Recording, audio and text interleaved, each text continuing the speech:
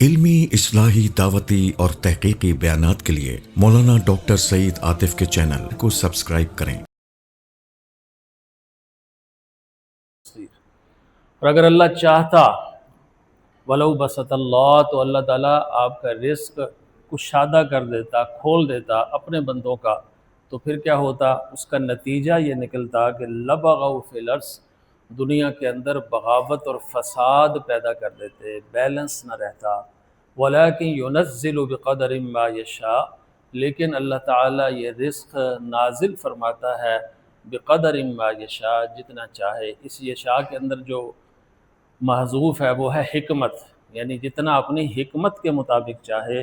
انہ بعبادہ خبیر بصیر، بے شک وہ اپنے بندوں کے احوال کو جانتا بھی ہے اور اس کا صحیح فہم بصیرت کے ساتھ رکھتا بھی ہے۔ احباب محترم، اللہ تعالیٰ کی حکمت کاملہ ہے، ہمارا علم بڑا محدود ہے، اور اللہ تعالیٰ اگر ہمیں ہماری اوقات سے زیادہ دے دے، جیسے کہ دنیا میں کچھ لوگ نظر آتے ہیں کہ جب انہیں تھوڑے سے اختیارات مل جائیں یا کچھ پیسہ ان کی اوقات سے زیادہ مل جائے، تو یقین کرے وہ خاندانوں کی عزتیں اچھالتے ہیں، ملک کا ستیہ ناش کر دیتے ہیں۔ ان کا اختیار سارے توازن کو درہم بھرم کر کے رکھ دیتا ہے۔ وہ جو غالب نے کہا تھا نا، دیتے ہیں بادہ ظرف قدا خار دیکھ کر۔ وہ جو ساقی ہے نا، وہ اتنی ڈالتا ہے سراہی میں کہ اس کو پی کے یہ بہکے نہ، تو اللہ بھی ہر ایک کے مطابق اتنا ہی اس کو عطا فرماتے ہیں کہ یہ دوسروں کے لیے پرابلم کریٹ نہ کرے، دوسروں کے لیے مسائل پیدا نہ کرے۔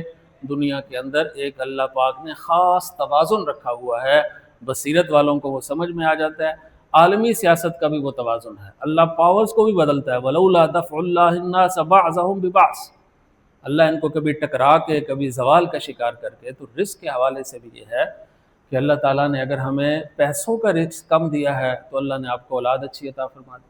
ہمارے ایک محترم ہیں، ان کے بچے سارے حافظ اور سنا رہے ہیں، بہت بڑا رزق ہے۔ یہاں جو رزق ہے اس سے مراد کھانے پینے کا رزق ہے اور اختیار کا رزق بھی ہے۔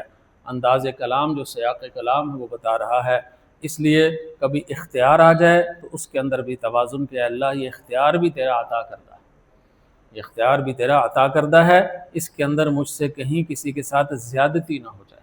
اللہ اکبر۔ لیکن یہ ضمیر اس وقت جاگتا ہے جب انسان اختیار سے بے اختیار ہوتا ہے، بالعموم یہ نہیں آتا، سوائے اس کو جن کو اللہ تعالیٰ توفیق عطا فرمائے۔ تو جب نشہ اقتدار کے عروج پر ہو تو اس وقت سوچے کہ یہ سب کچھ چھن جانا ہے۔ کہتے ہیں کہ ایک بادشاہ نے بہترین محل تیار ہو گیا، خود اس میں آیا اور ساتھ ہی اس افسردگی بھی آ گئی۔ تو اس نے کسی نے پوچھا یہ کیا؟ کہتا ہے بہت کامیابیاں ملی ہیں، چشم و حدم ہیں، بچے ہیں، بیویاں ہیں، سب کچھ ہے، اور 100 سال بعد نہ میں ہوں گا نہ یہ ہوں گے۔ اللہ، تو اس لیے یہاں کی عیاشیاں بھی محدود ہیں، یہاں کی خوشیاں بھی محدود ہیں۔ تو اللہ تعالیٰ نے اس لیے اس محدود وقت کے اندر اگر رزق کو اس کی اوقات سے زیادہ کر دے تو پھر دنگا و فساد ہو جاتا ہے، کیوں کہ انسان کی فطرت کے اندر لالچ ہے، اس کو دین ڈیولپ کرتا ہے، سیدھا کرتا ہے کہ اس کی فطرت بگڑے نہ۔ اسی کو اللہ کے نبی نے فرمایا، کسی انسان کے پاس سونے کی 2 وادیاں ہوں تو وہ خواہش کرے گا کہ کاش ایک وادی اور ہوتی تو بڑا مزہ آتا۔ اب جب وہ اقتدار میں آ گیا ہے تو وہ اپنوں کوئی وزارتیں بانٹے گا، اپنوں کوئی پرمٹ بانٹے گا، اپنے خاندان کو سمجھے گا کہ یہ رائل فیملی ہی مستحق ہے ان چیزوں کی۔ تو اس سے پھر اللہ تعالیٰ اقتدار سے اختیار بھی چھین لیتا ہے، کبھی اولاد کا اور کبھی اس کا غم۔ مجھے یاد ہے بہت عرصہ پہلے کی بات ہے، والد صاحب فرمایا کرتے تھے کہ ان کے جاننے والے تھے، اس وقت وہ چارٹرڈ اکاؤنٹنٹ باہر سے ہوتا تھا، وہ باہر سے کر کے آیا بچہ بھی بہت اچھا تھا۔ وہ انگلینڈ سے جب اس کا کورس مکمل ہوا وہ آیا، اور جاب بھی بہت اچھی تھی، اس کو ایک آدھ انتخاب کرنی پڑی تو بہت اچھی جاب بھی اس کو مل گئی۔ تو صبح اس نے دفتر جانا تھا، وہ اپنے واش روم میں نہا رہا تھا، وہیں اس کا پاؤں پھسلا اور جو سر تھا وہ ٹوٹی سے لگا کن پٹی پہ، اور وہیں وہ بیچارہ گر گیا، کسی کو پتہ بھی نہیں چلا۔ 2 گھنٹے بعد پتہ چلا تو اس کی ڈیڈ باڈی نکالی گئی۔ اللہ، تو کون سی کب کہاں آزمائش آ جائے کچھ پتہ نہیں۔ تو اس لیے اللہ تعالیٰ کی حکمت بالغہ سمجھتی ہے کہ کس کو کتنا دینا۔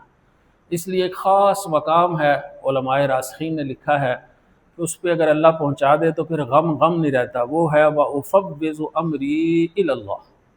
اے اللہ تو مجھے جس حال میں رکھتا ہے نا، یہ سارا میں نے اپنا محدود سا اختیار جو تو نے اپنے کرم سے شرف انسانیت کی وجہ سے مجھے عطا فرمایا تھا نا، میں نے تجھے واپس کر دیا، اب جس طرح تو کرے گا میں اس پر راضی ہوں، وَأُفَوِّضُ أَمْرِي إِلَى اللَّهِ۔ تو یہاں یہ ہے کہ اللہ تعالیٰ دیکھتا ہے، اس لیے اللہ تعالیٰ بقدر ما یشاء، حکمت کے مطابق کس کو کتنا رکھنا ہے، اور اگر کسی کم ظرف کو مل جائے تو وہ جینا حرام کر دیتا ہے، تو اللہ نے خاص رکھا ہے۔ پھر اللہ تعالیٰ صفات کیسی آیت کے آخر میں لائے، یہ بھی فہم قرآن کی کلید میں سے ایک کی ہے کہ جو صفات ہوتی ہیں آیت کے آخر میں، اس کا مضمون سے جو گزرا ہے اس سے گہرا تعلق ہوتا ہے۔ تو یہاں یہی بتایا کہ میرے یہ بندے ہیں، یہ بہک جائیں گے، اس لیے اللہ کو پتہ ہے کس کو کتنا دینا ہے، کس وقت دینا ہے، کتنا عطا کرنا ہے اور کتنا چھیننا ہے۔ تو یہ اللہ تعالیٰ کی حکمت ہے۔ اس لیے اگر کبھی کوئی آزمائش آ جائے تو آپ یہی سمجھیں کہ یہ نعمت اگر جب مل جاتی نا تو پتہ نہیں میں کیا ادھم مچا دیتا۔ اپنی جوانی کے دور میں کبھی واپس جائیں تو ان اپنی غلطیوں کو دیکھ کے کہتے ہیں یا اللہ شکر ہے ہماری فلاں دعا قبول بھی نہیں ہوئی، فلاں دعا قبول بھی نہیں ہوئی۔ تو کتنی چیزیں ہیں جن پر آدمی خوش ہوتا ہے کہ اس وقت میں بے قرار تھا، اب شکر ہے کہ قبول نہیں ہوئی۔ اس لیے اللہ کی رضا پر راضی رہنا بھی اس کا ایک ہے۔ اور اللہ تعالیٰ انسان کی استعداد اور انسان کے جو معاشرے کے معاملات ہیں اس کی مصلحتوں کو جانتا ہے کہ یہ چیز اس کی استعداد سے زیادہ ہے، کام خراب ہو جائے گا، فیل ہو جائے گا، اور یہ معاشرے کی مصلحتیں ہٹی ہوئی ہیں۔ بسا اوقات ایک انسان نیک نیت اقتدار مل جاتا ہے، اس کی پالیسیز فیل ہو جاتی ہیں۔ ہمارے ہاں مشہور ہے کہ جو بادشاہ تغلق تھا وہ اپنے زمانے سے کئی 100 سال پہلے ایڈوانس پیدا ہو گیا، یعنی اس کی پالیسیز، تو اس نے سکے دوسرے چلا دیے اور چلا دیے، نوٹ اعتباری کر دیے، تو اس وقت کوئی بھی نہیں تھا، آج سب کچھ وہی ہے۔